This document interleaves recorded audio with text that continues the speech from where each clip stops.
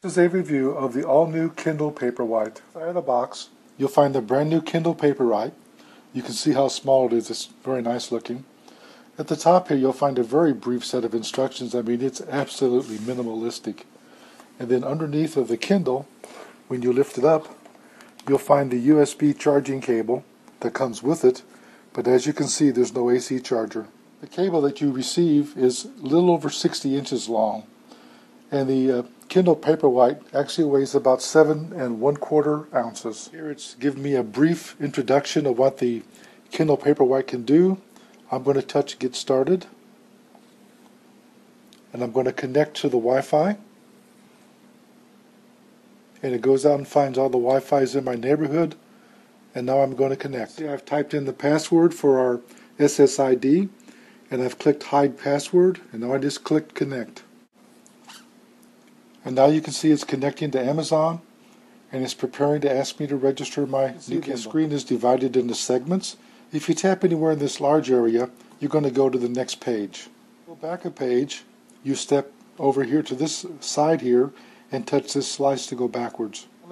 You'll tap at the top to display the toolbar. You see the toolbar has the ability to change sizes, to go to, open X-Way, to share, and all the controls to go back to home, for example, or to search or go shopping. See all the font options, the different sizes and the different types of font, and I want you to see how these very thin lines are crystal clear. It tells you that the Kindle's advanced power management allows you to leave the light on at all times and still preserve battery power.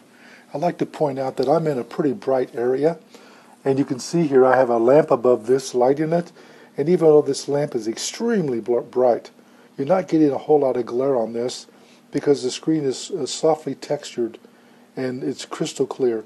There's also no dark spots, no discolorations as people have commented on the old design. As you can see, my books aren't loaded.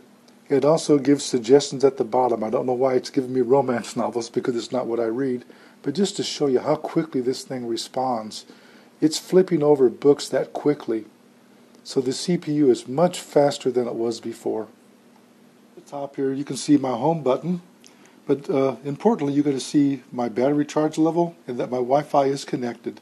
If I come over here and touch cloud, I don't have books on here yet, and you can see my books pop up, and I have 118 pages of books, so there's quite a few that need to be added to this device. I want to add World War Z, for example. I touch that and it says it's pending, it's connected, and it's now downloaded the book. And if I go over to on device, you can see it's already downloaded and installed. It was literally that quick. In the book, I will go to the last position where I was, and you can see how crystal clear and crisp the text is. It's really phenomenal. Like that, I can go to the top and touch this, and the bar comes up. I can come over here and touch the size of the text, and I can say I want something bigger, for example. And I can take a different type of text if I like Baskerville. And then touch it any place. And now it's enlarged the text, as you can see. And it's also changed the font style. And like I mentioned before, you just can't believe how crystal clear that is. See 3 different Kindles laying side by side. This is my trusty Kindle keyboard. I love this device. I've read hundreds of books on it. I love reading outside with it because the screen has no glare. So like right now you can see there's bright lights above this and you really don't see any of them. But the problem is I do most of my reading in the evening. It's either in low light or in dark, and I couldn't see it. Here you can see the Paperwhite, and these are about as close as I can set the fonts.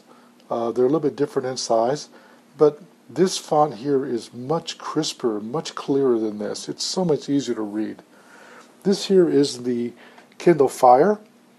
I've had one since the day they first came out. This is a 2nd gen, but I have a 1st gen also. And this brightness here is set on about 70%, and you can see it's not bright. It's hard to read, and when you look at it, looking directly into it, the light from the screen comes directly out into your eyes. What I find is using this or an iPad, I was getting a lot of eye strain, and after about 20 minutes, my eyes were burning and watering, and I had to stop.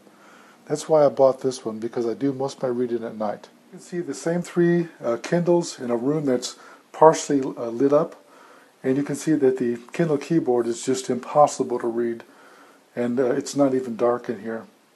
Here you see the Kindle Paperwhite, and it's as clear as it could be. Then over here you can see the Kindle Fire, but now the screen looks whiter because it's a lot darker in this room. In the other room, in the sunlight, it looked kind of pale. Far left here, that black spot, that's the Kindle keyboard, and that's exactly what you see in the dark. In the center here, you'll see the new Paperwhite, and the text is just crystal clear.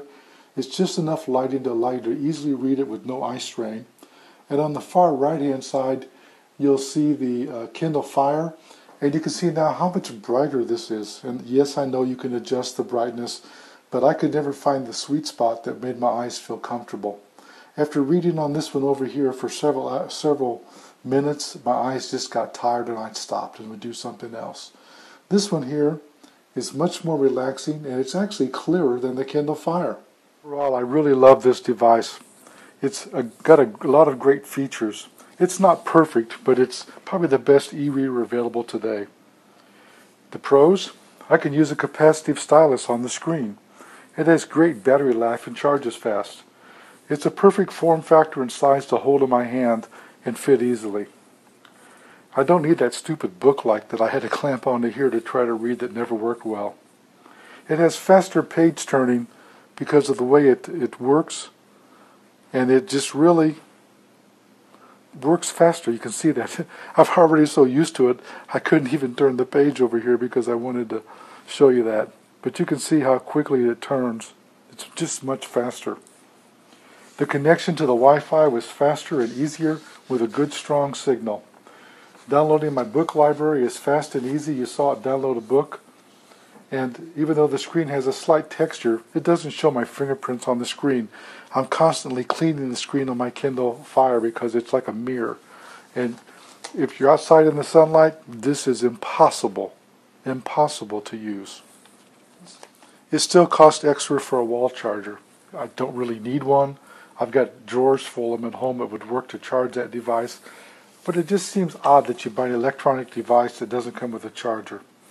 They charge extra money to get rid of the pushes of advertisements to you. I think that's wrong. That's almost like blackmail. There's no speakers and no ability to have a book read to you.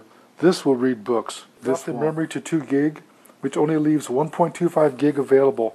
That means I can put about 1,100 books on there. I know that sounds like a lot, but I've got close to 800 books already, and memory's cheap. I just can't believe they did that. Oh, this is an excellent product. I rate it as a 5-star item. If they thrown in the charger, made the memory a bit bigger, for example, I honestly think it would have been 10-star. But it's still the best e-reader out there right now. But I wish Amazon would just stop playing with the specifications and taking things away. To point out that I've done an extensive written review that gives an explanation of why I purchased this as compared to these other two. I also have a detailed comparison of the specs so you can see the differences. So it'd be nice if you take the time to look through that. The review is done by JJ CEO.